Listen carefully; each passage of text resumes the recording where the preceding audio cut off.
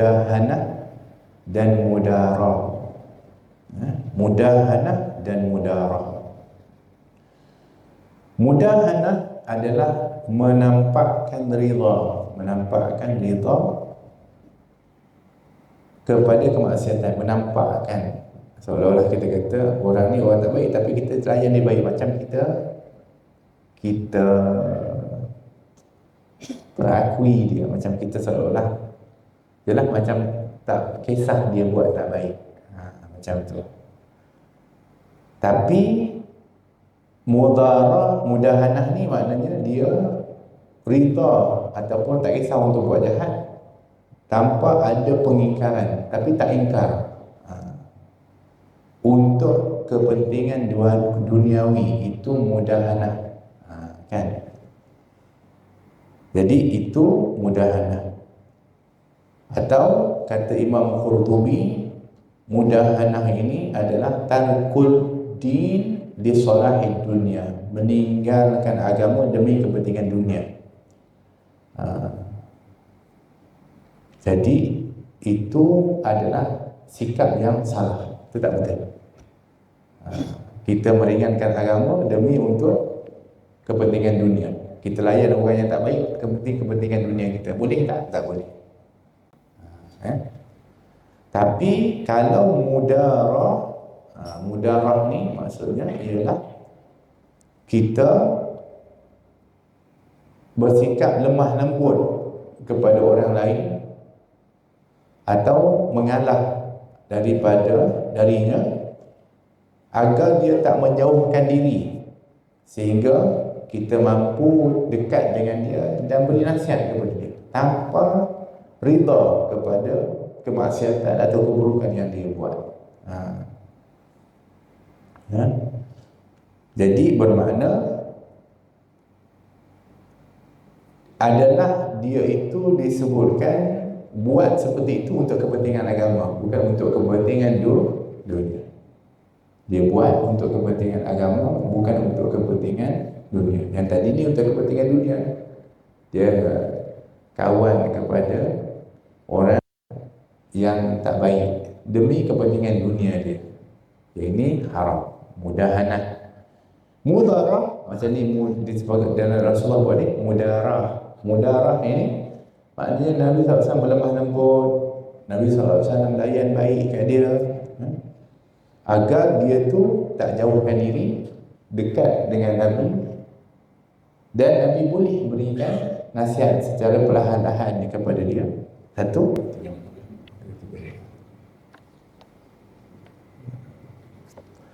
qala radhiyallahu anhu nafa'ana Allah bi ulumihi fi daraini amin radhiyallahu ankum ila al-qal.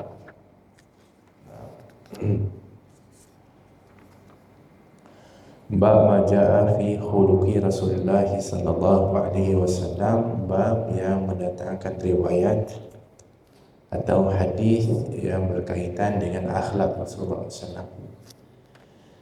Hadis diriwayatkan daripada Aisyah radhiyallahu anha. Dia berkata, ma ra'aitu Rasulullah sallallahu alaihi wasallam muntasiran min madlimatin zulimaha qad ma lam yantahak min maharimillahi syai'un fa idan tuhika min maharimillahi syai'un kana min ashaddihim fi dhalika ghadaban wa ma khuyyira baina amrayni illa ikhtara aysarahuma ma lam yakun ma'thaman. Jadi Aisyah radhiyallahu anha, ummul mukminin, itu isteri Rasulullah SAW ni, dia nak cerita tentang akhlak, kalau kita sebut juga sebagai sifat atau perangai lah Rasulullah SAW. Dia kata, aku tidak pernah sekalipun melihat Rasulullah SAW membalas kezaliman yang menimpa diri baginda selagi hal itu benar-benar tidak melanggar larangan Allah. Kalau orang berbuat zalim kepada Rasulullah, itu Nabi tak akan balas. iaitu tidak dibalas dengan kezaliman. Tapi bagaimana Nabi merespon, menanggapi perkara itu? Yaitu dengan membalas dengan yang baik, ditangani dengan yang baik. Dan ini sifat yang disebut dengan sifat ibadur rahman. Wa ibadur rahman alladzina yamshuna fil ardi haunan wa idza khatabahumul jahiluna qalu salama. Allah sebut dalam Al-Quran begitu.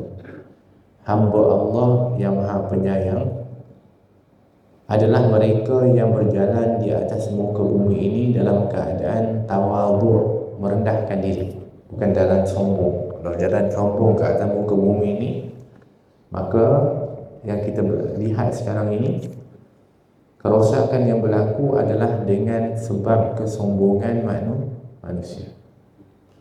Jadi nak jadi khalifah Allah, nak menjadi hamba Allah, nak menjadi orang yang mulia adalah kalau berjalan di atas muka bumi ini tawadhu', iaitu rendahkan diri.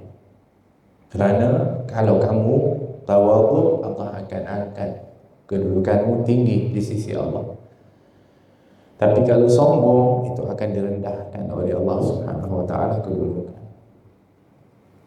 Lagi, wa idza khatabahumul jahiluna qalu salama. Dan apabila diucapkan, termasuk juga dimasukkan khataba, iaitu orang bertindak kepada kamu itu orang-orang jahil. Ada orang jahil.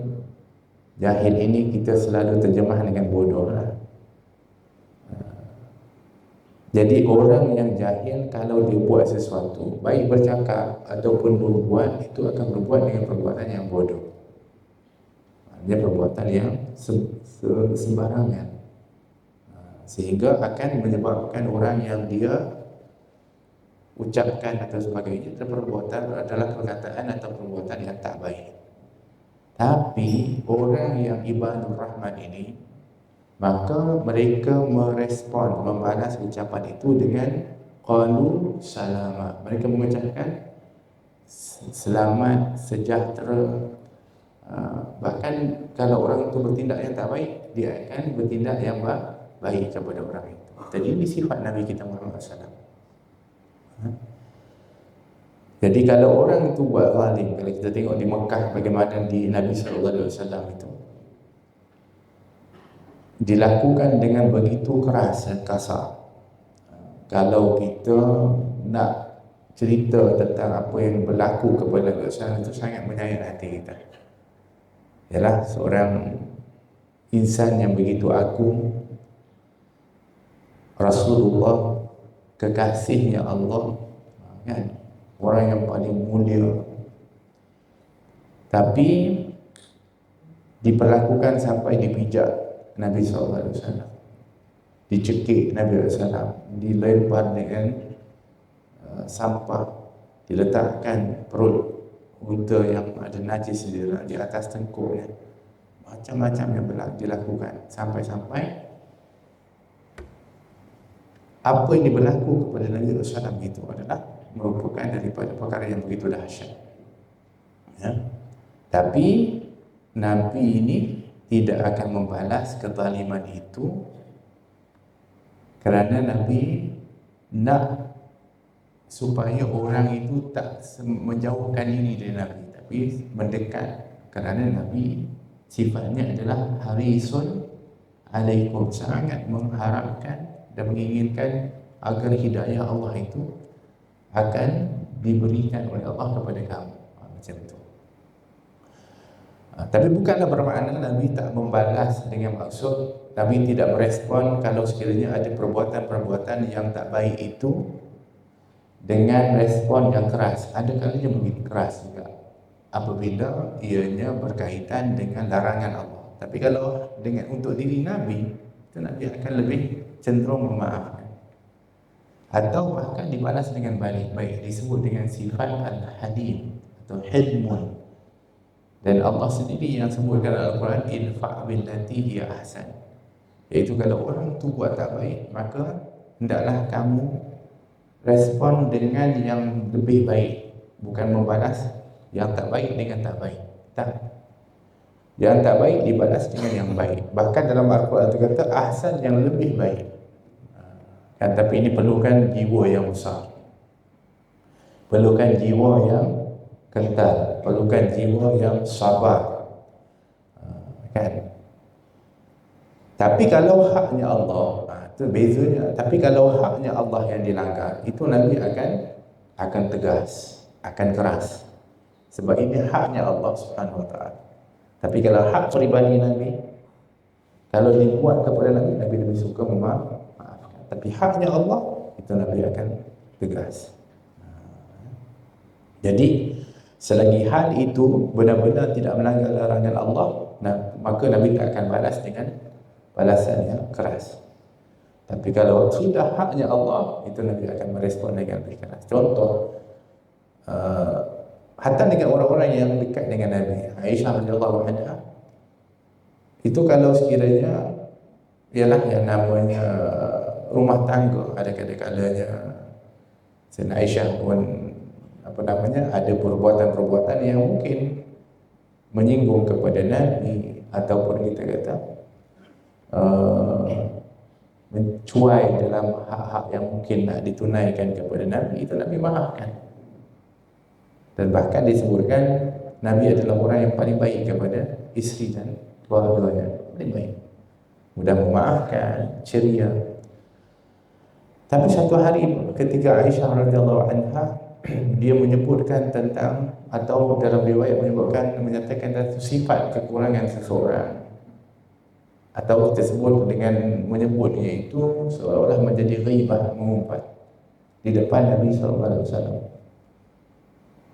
Nabi berubah wajah, dan terus ketika itu Nabi keluarkan kata-kata yang tegas dan mengatakan, wahai Aisyah, kalau kalimat yang kamu ucapkan itu kamu luahkan di lautan yang luas ini, akan berubah satu lautan itu dengan satu perkataan. Tapi maknanya Nabi, sebab ini sudah melanggar kepada haknya Allah, iaitu melakukan dosa. Nabi tak mahu dalam bab ketika melanggar haknya Allah, Nabi berlebih kurang, tidak. Tapi kalau hak baginda Rasulullah, itu akan Nabi berlebih kurang, Nabi akan memaafkan. Tapi haknya Allah, Nabi akan tegas. Sebab itu kita menghitung sepatutnya itu yang betul. Tapi yang sebaliknya kadang-kadang kita ni terbalik. Kalau hak kita itu tak ditunaikan, kita mengamuk. Tapi kadang-kadang haknya Allah, kalau keluarga kita tak buat, kita berlebih kurang. Anak kita tak salat, anak kita tak tak beribadat dan sebagainya, kita tak kisah. Tak pada kesiankan dia. Tapi kalau hak kita, kita marah, kita tuntut, kita kata kamu kena tunaikan hak saya sebagai suami, sebagai isteri, sebagai ayah, sebagai ibu. Kita tuntut itu semua, itu hak. Tapi kalau haknya Allah, tak pada kesiankan dia. Terbalik, patutnya hak yang disebutkan tadi, itu yang banyak kita panggil bertimbang rasa dan lebih kurang. Tapi haknya Allah kena tegas. Ini sifat Nabi SAW. Namun jikalau larangan Allah dilanggar, baginda adalah orang yang paling dahsyat menunjukkan kemarahannya. Nabi dalam bab itu dia tegas. Dalam bab melanggar perintah Allah, itu Nabi orang yang sangat keras dan tegas. Bahkan disebutkan lam yakun ahadu bi ghalbi, tak ada orang yang mampu menangani ataupun kita berhadapan dengan kemarahan Nabi SAW kalau ianya berkaitan dengan haknya Allah. Apabila dihadapkan dua perkara keduniaan, wa ma khuyira baina amrayni, apabila dihadapkan dua perkara, kalau ada yang menterjemahkan dua perkara dunia, tapi juga ada yang mengatakan umum. Kalau ada dua perkara, maka baginda akan memilih yang lebih mudah, asalkan tidak menyebabkan dosa. Maksudnya begini, kalau hal keduniaan tu jelaslah Nabi akan memilih yang lebih sederhana. Itu sifat Nabi SAW. Nabi memilih khususnya dalam kehidupan ini bersederhana. Nabi adalah orang yang paling zuhud. Begitu juga dalam hal-hal beramal, Nabi pun akan memilih yang sederhana. Kalau ada dua perkara, Nabi akan pilih sederhana. Walaupun sebenarnya Nabi mampu untuk buat yang lebih hebat, yang lebih dahsyat, Nabi mampu buat. Tapi Nabi akan pilih yang sederhana, yang mudah. Kenapa? Adakah kerana Nabi SAW nak bermudah-mudah di dalam amal? Kita tahu bahawa dalam hadis yang lain disebutkan sifatnya Nabi SAW itu tidak ada satu kebaikan pun kecuali Nabi lah yang lebih dulu akan melakukannya. Bahkan apabila Nabi melakukan sesuatu, Nabi akan melakukan yang paling baik. Tapi kenapa kalau sekiranya ada dua perkara, ada dua pilihan di antara dua perkara dalam amal juga, Nabi akan pilih yang lebih mudah? Kerana itu adalah merupakan daripada tanda kasih sayang Nabi kepada umatnya. Kenapa? Kalau Nabi pilih yang berat dan susah, susahlah umatnya nak contoh. Kan kita nak contoh Nabi ni, kita contoh Rasulullah, tapi dia ambil yang susah-susah, kita pun jadi susah. Jadi susah akhirnya kita pun tak nak, ataupun kita kata berat nak buat. Tapi Nabi pilih yang ringan, yang mudah. Walaupun kalau ikutkan Nabi SAW, kalau kita kata ikut kita, dia punya kemampuan, Nabi mampu buat lebih daripada itu. Sebab tu Nabi pernah mengatakan, lastu kahayatikum, aku ni tak sama keadaan seperti kamu, fizikal aku tak sama, bahkan aku punya spiritual dan juga hubungan dengan aku dengan Allah tak sama. Apa yang tak sama dari segi sudut jasad atau jasmani? Aku ini kalau pun tak makan, Allah beri makan. Kalau aku tak minum, kamu nampak, aku sebenarnya diberi minum oleh Allah. Kalau aku tak tidur, sebenarnya aku tidur di sisi Allah. Maknanya perkara-perkara itu lain dengan kamu. Kamu kena makan, kamu kena minum, kamu kena tidur. Kalau tidak, kamu akan lemah. Tapi aku tak. Aku diberi makan oleh Allah, aku diberi minum oleh Allah, aku tidur di sisi Allah SWT, kata Nabi SAW. Maksudnya Allah berikan aku kekuatan. Aku tak sama seperti kamu. Jadi kalau aku ibadahnya itu luar biasa, sebabkan aku diberikan kekuatan oleh Allah, kemampuan oleh Allah. Dan maknanya Nabi itu kuat.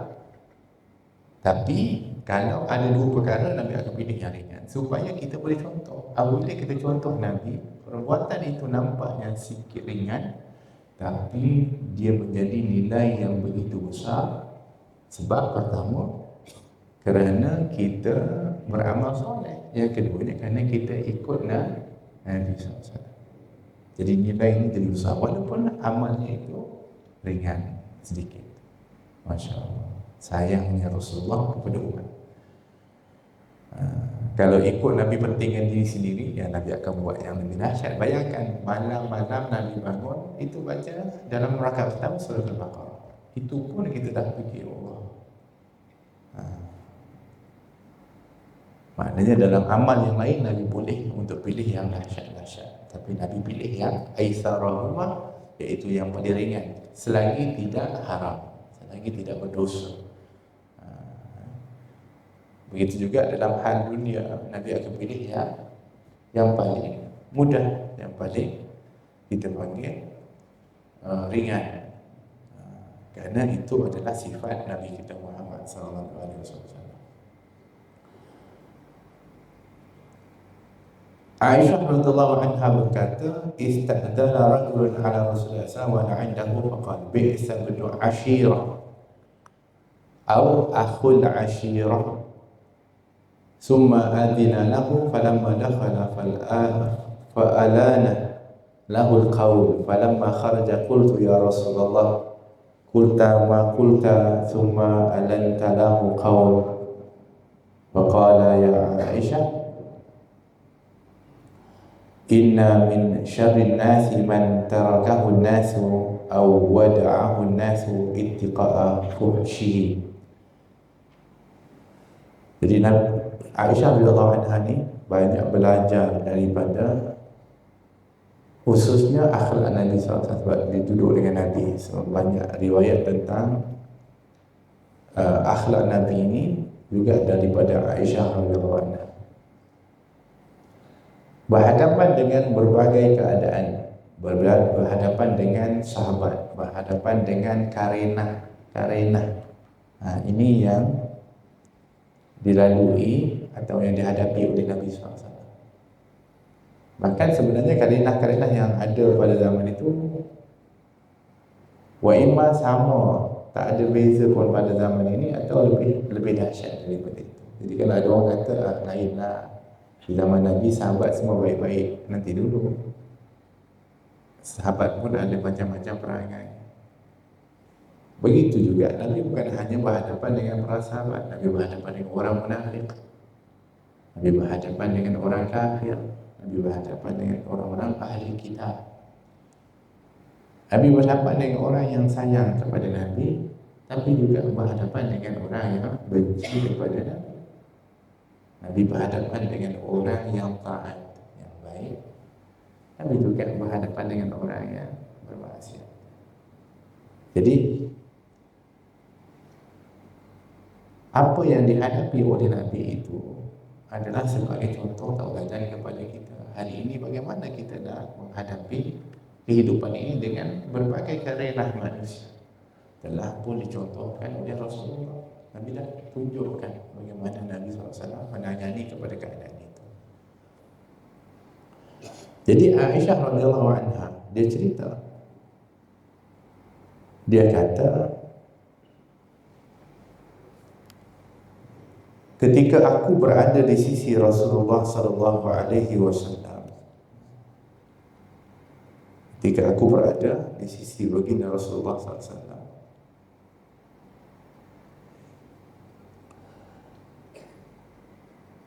seseorang datang dan meminta izin bertemu dengan baginda. Kebetulan waktu itu Aisyah ada bersama dengan Rasulullah SAW.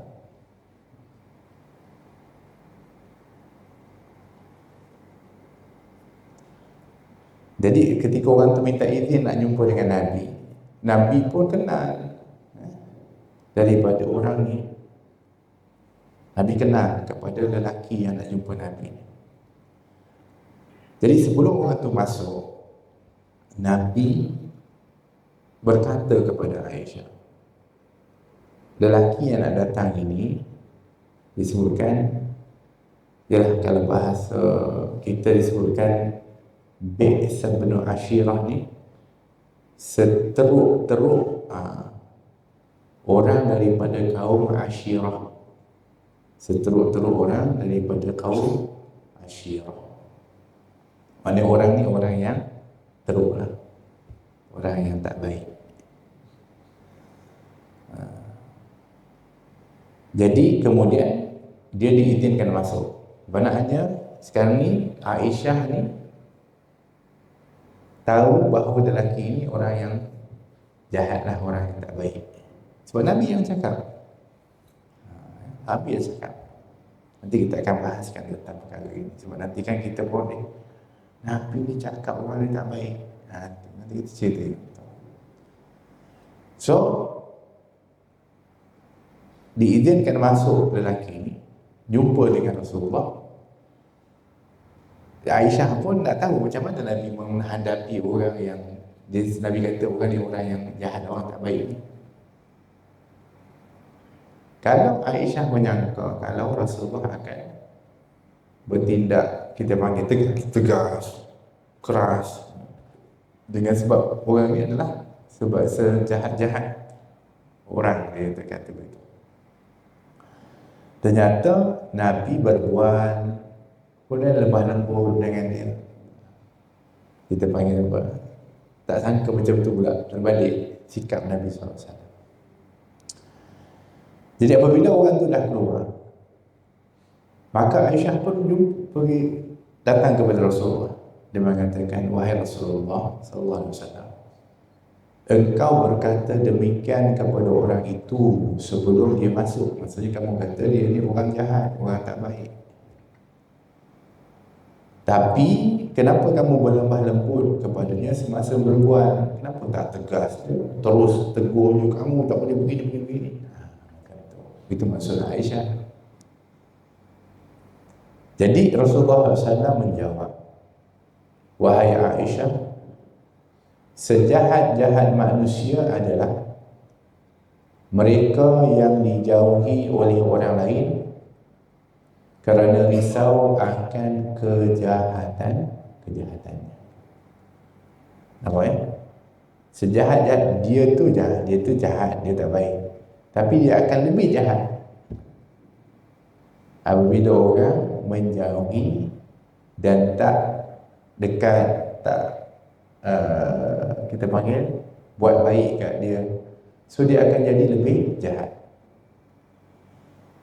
Kadang-kadang orang yang jahat ke orang yang teruk ni, kalau kita berlemah lembut dengan dia, ada kalanya dia jadi baik.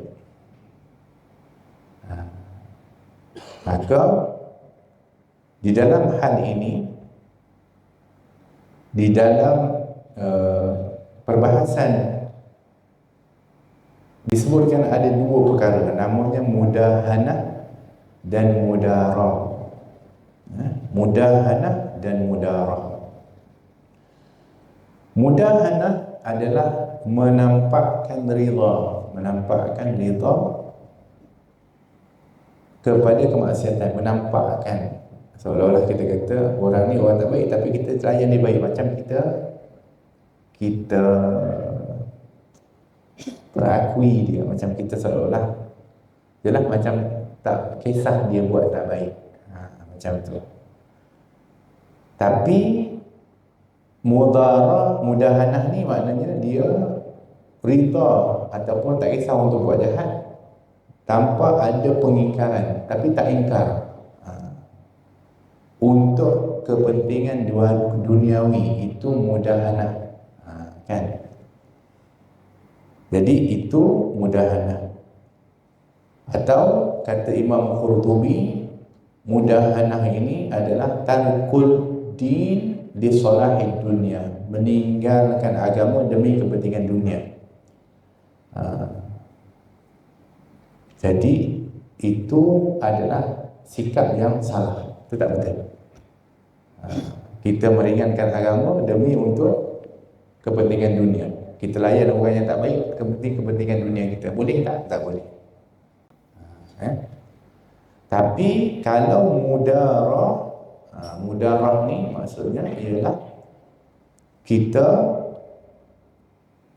bersikap lemah lembut kepada orang lain atau mengalah darinya agar dia tak menjauhkan diri, sehingga kita mampu dekat dengan dia dan beri nasihat kepada dia tanpa rida kepada kemaksiatan atau keburukan yang dia buat.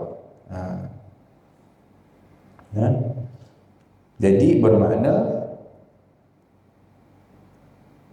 adalah dia itu disebutkan buat seperti itu untuk kepentingan agama, bukan untuk kepentingan dunia.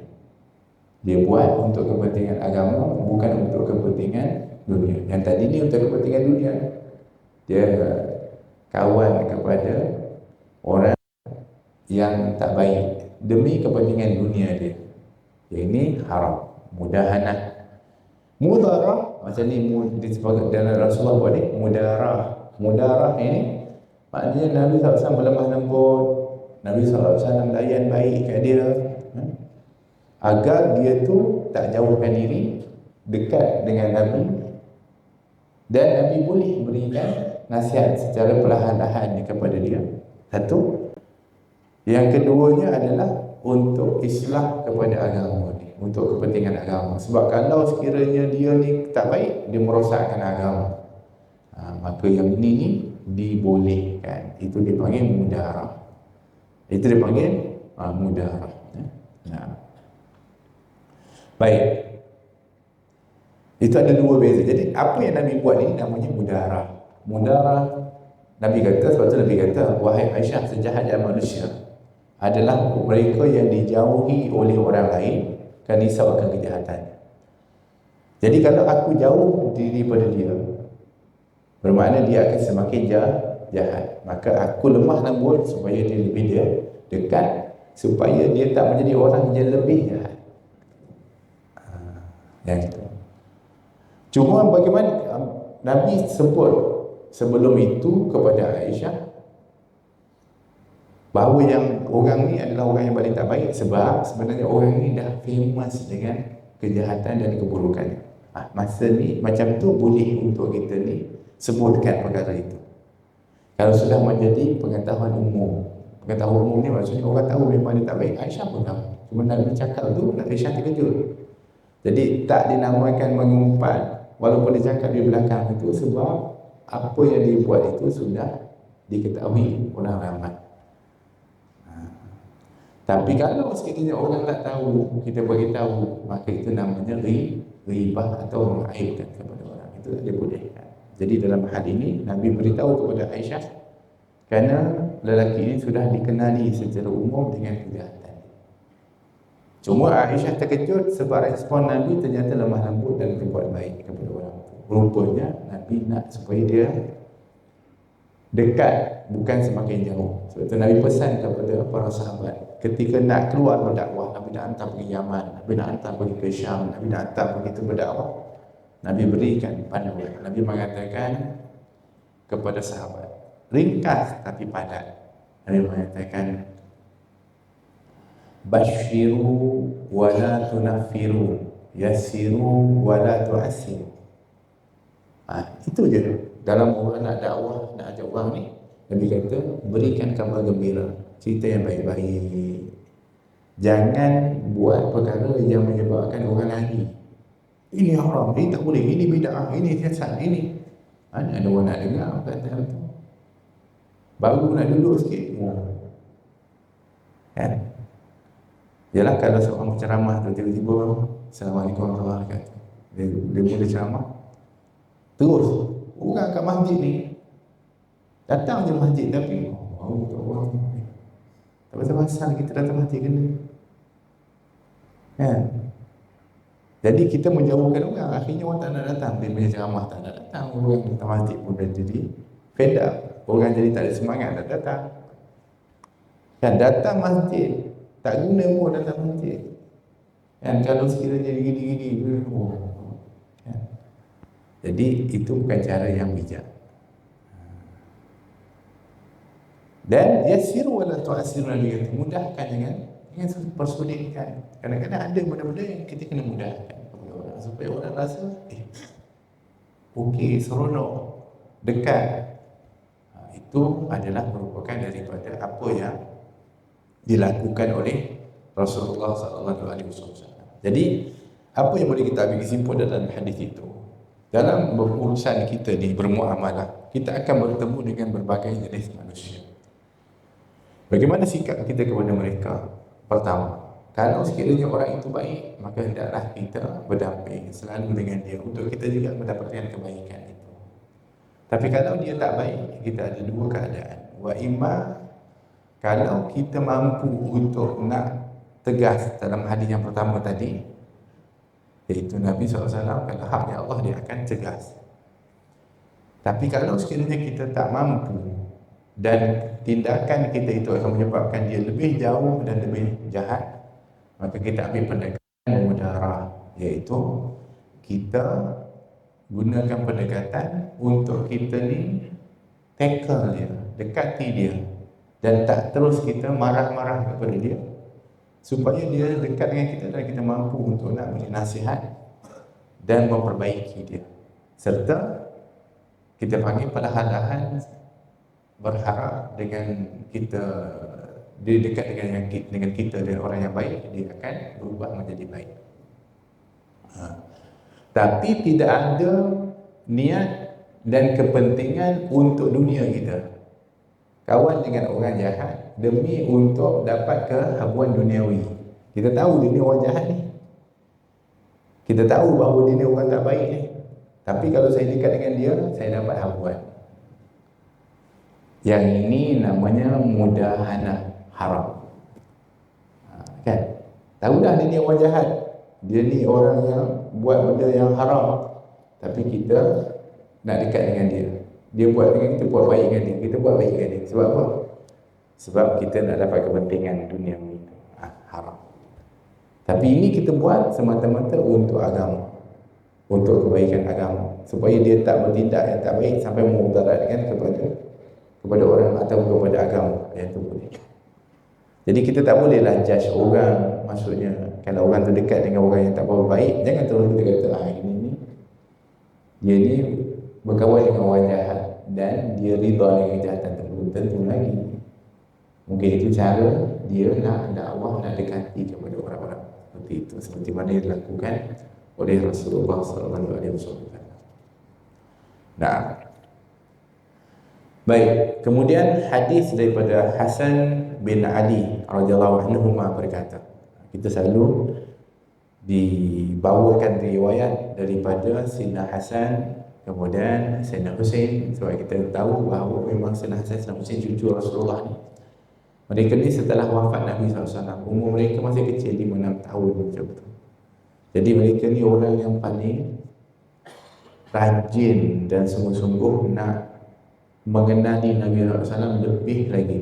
Maka mereka selalu pergi ambil peluang untuk pergi tanya kepada ayah mereka Sayyidina Ali, tanya kepada pakciknya, kepada ialah keluarga dan sahabat tentang Rasulullah SAW. Sebab tu hadis Sayyidina Hasan Al-Basri ni hadisnya panjang-panjang, cerita pasal Nabi tu daripada akhlak, sifat dan keadaan Nabi tu.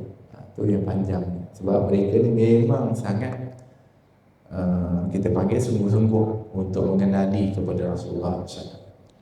Jadi dalam hadis ini, qala al-Husain, Sayyidina Hasan kata, Sayyidina Husain, adik dia, Hasan abang, adiknya Husain, berkata kepada Hasan, sa'altu abi an siratin Nabi safi julasaihi.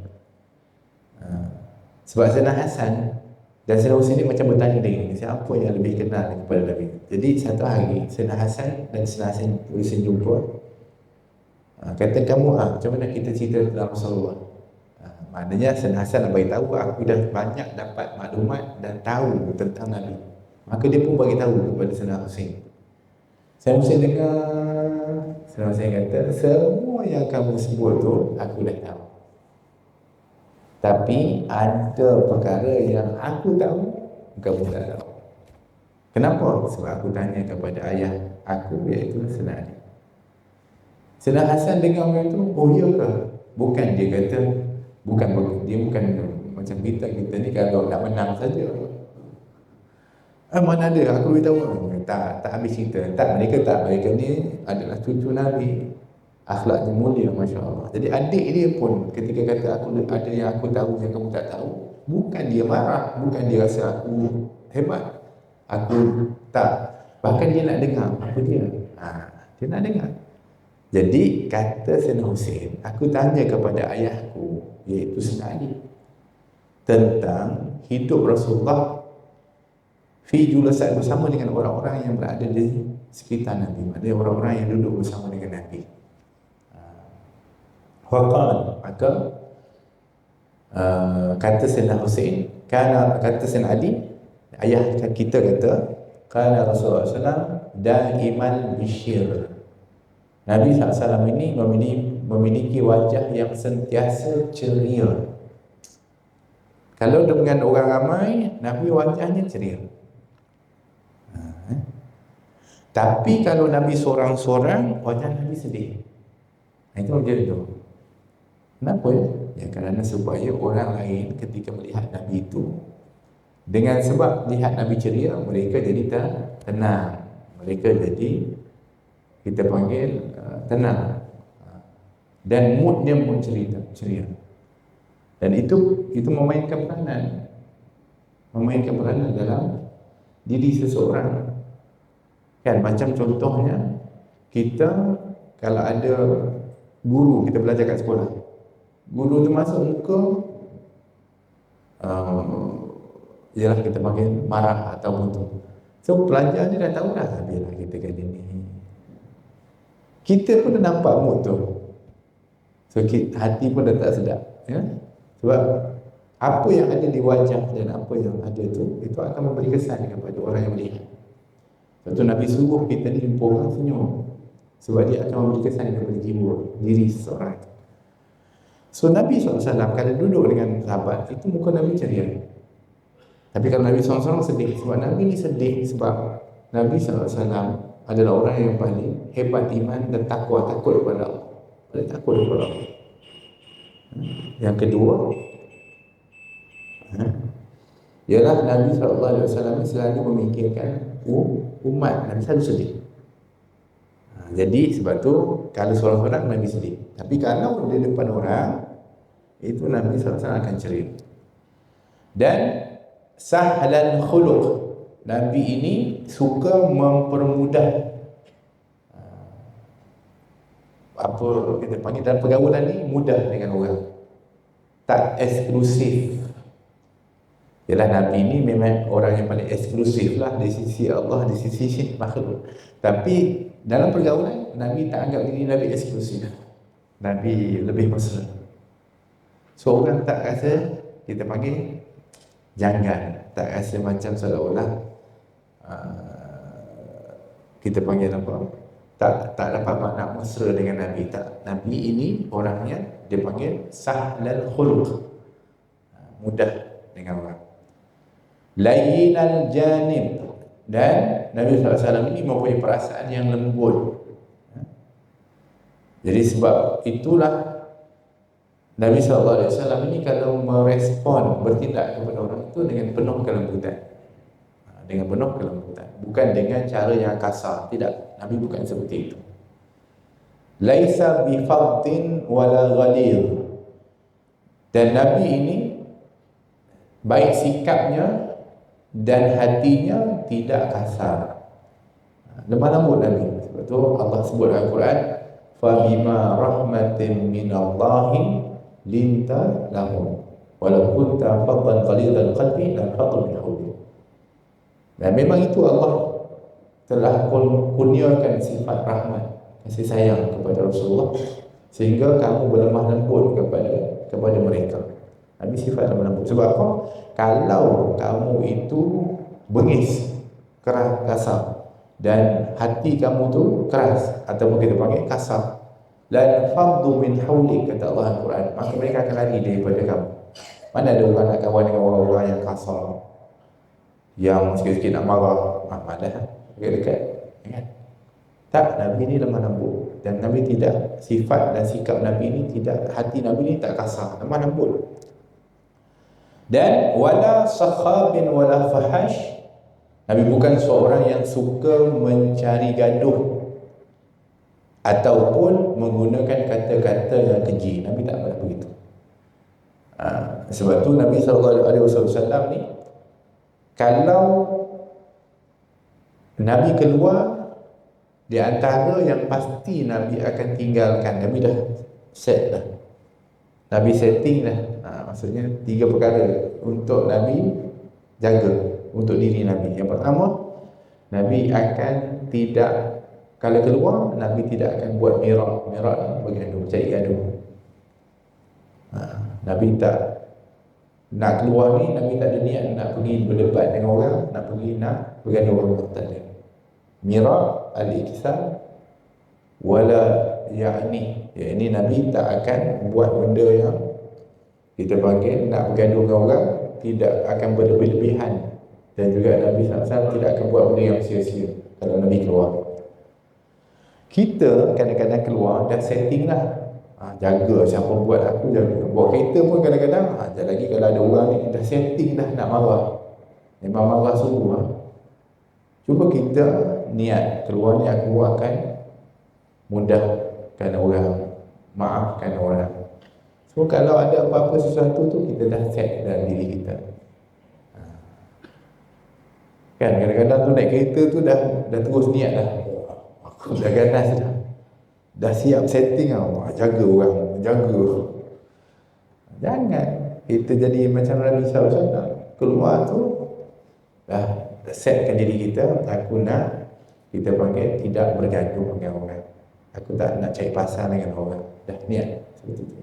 InsyaAllah niyah matiyah, niyah itu akan membawa kepada kesan kepada kita. Baik. Wala fahash, dan Nabi ini bukan tidak suka menggunakan kata-kata yang keji. Bahkan kata-kata Nabi ini indah-indah, cantik. Wala ayyab wala musyah, dan tidak memburuk-burukkan sesuatu. Jangan kata orang, sesuatu pun Nabi tak pernah kutuk.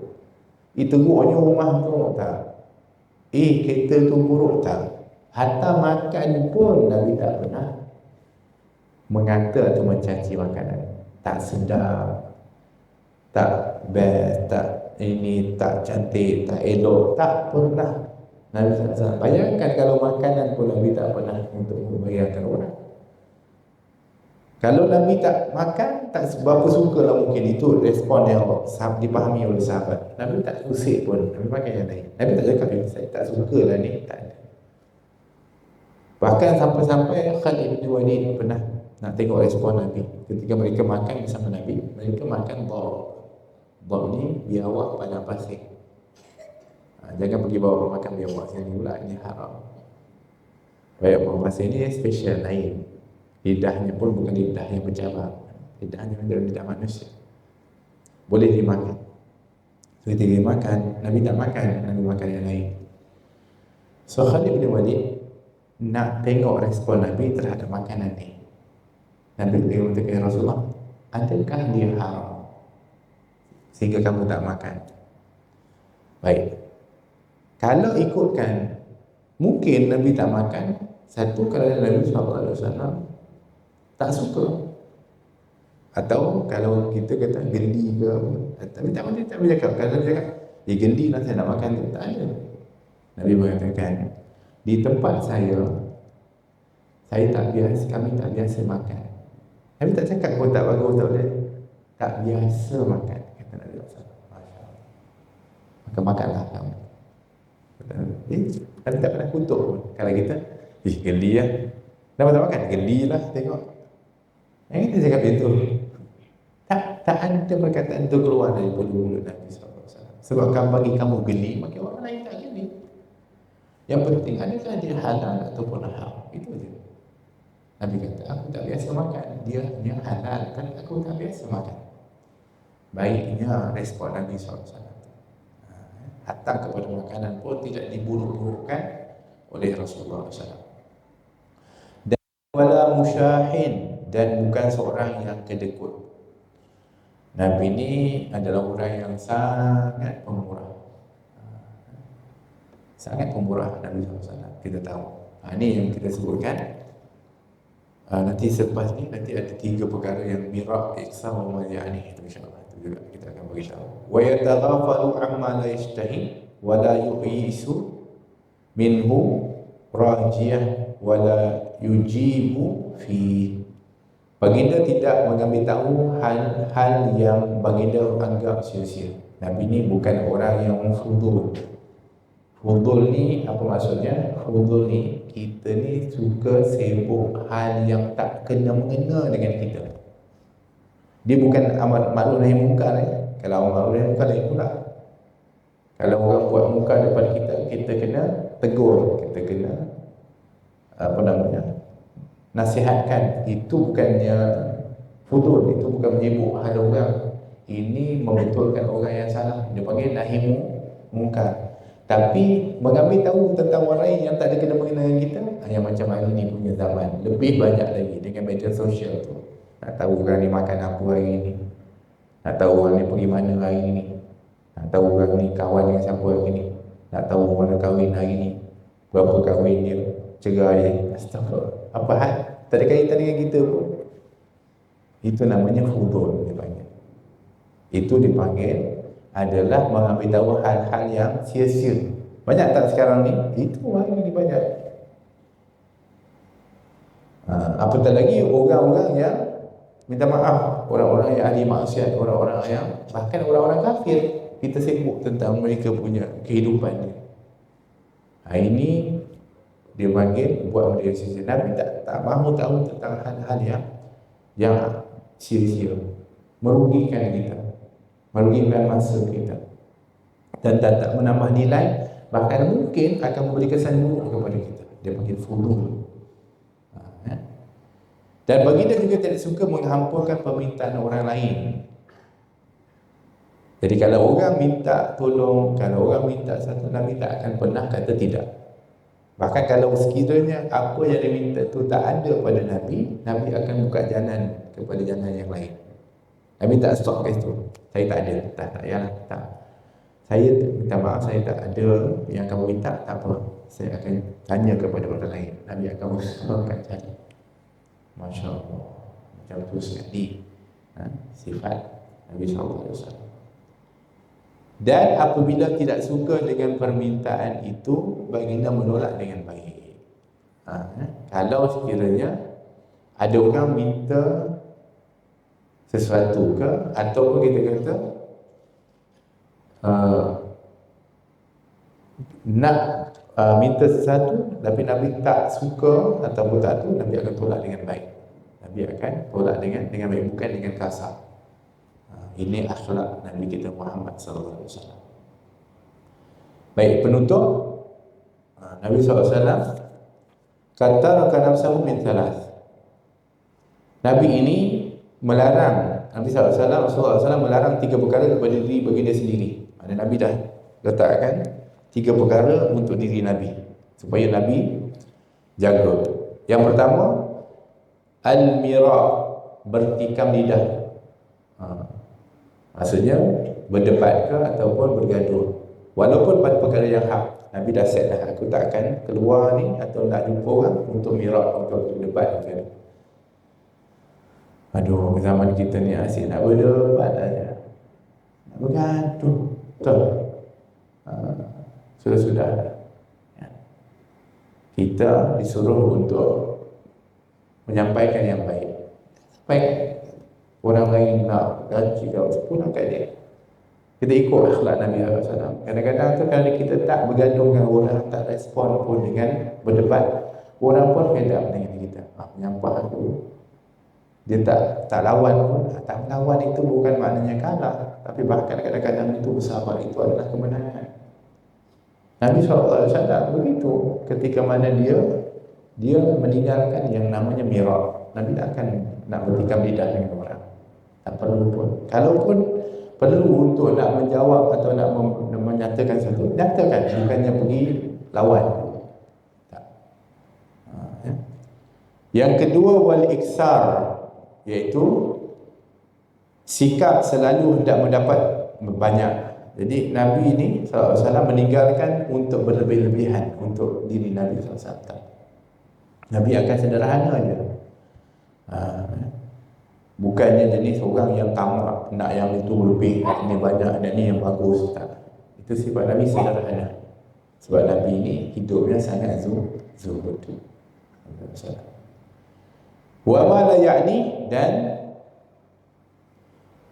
meninggalkan hal-hal yang tidak memberi manfaat kepada diri baginda sallallahu alaihi wasallam. Jadi kalau Nabi sallallahu alaihi wasallam ni dalam perkara kehidupan Nabi ni, Nabi akan tinggalkan benda yang sia-sia, yang tak ada faedah, Nabi tinggal.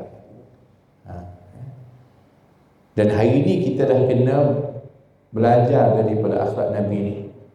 Sebab 3 perkara ni sebenarnya adalah asas yang nampak simple, tapi kalau kita ada sifat ni, 3 ni, Masya Allah, kita tidak mirak, tak suka berdebat dengan orang, bertikam lidah dengan orang. Orang suka tak dengan kita? Ya, orang suka dengan kita. Dan wal iksan, berlebih-lebihan, nak semuanya hebat, high standard apa semua. Orang pun menyampah dengan kita. Tapi kalau kita sederhana, orang sayang dengan kita. Ya, orang sayang dengan kita. Dan meninggalkan apa-apa yang sia-sia. Buat benda faedah je, manfaat. Kita senang je hidup tu, mudah. Tapi apabila kita sudah mula nak bergaduh dengan orang, kita semuanya nak berlebih-lebihan, semua nak tunjuk standard lebih kepada orang, orang pun dah benci, kemudian buat selalu benda yang sia-sia, kan kita rugi. Kita menyulitkan dan menyusahkan hidup kita. Ikut hidup Nabi, simple. Setkan dirinya 3 perkara. Dah. Wa taraka nasi min thalas, dan meninggalkan, dan juga Rasulullah juga melarang tiga perkara kepada umatnya. Ya. Kana la yadhummu ahadan. Maksudnya Nabi ni untuk diri Nabi tinggalkan tiga perkara. Untuk respon kepada orang, itu tiga perkara Nabi tinggalkan. Dan Nabi suruh kita ni kalau jumpa orang, tinggalkan tiga perkara. Iaitu la yadhummu ahadan. Nabi tidak mencela kepada sesiapa. Jangan mencela orang. Sebab kalau mencela orang, orang marah. Wala ya'ibuhu, dan membuka aib, cerita tentang keburukan orang. Yang ketiga, wala yatlubu auratahu, dan mencari kesalahan orang lain. Cukup. Terhadap diri sendiri, tiga perkara. Tidak nak bergaduhkan orang, tak berlebih-lebihan, dan meninggalkan perkara yang sia-sia. Terhadap orang lain pula, ialah tidak mencaci orang, tidak mengaibkan orang, dan tidak apa disebutkan mencari kesalahan orang. Ini nampak simple tapi susah.